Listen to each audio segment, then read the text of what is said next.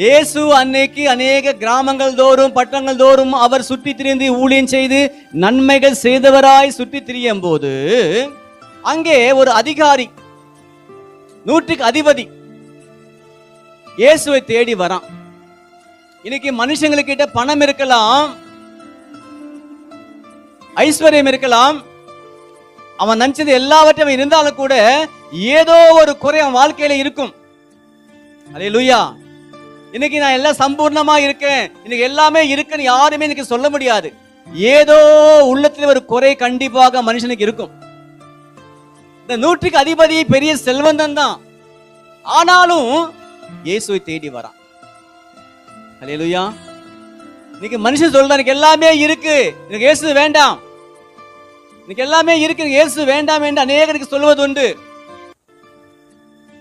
ஜீவனை கொடுத்தவரை நாம் தரிசிக்க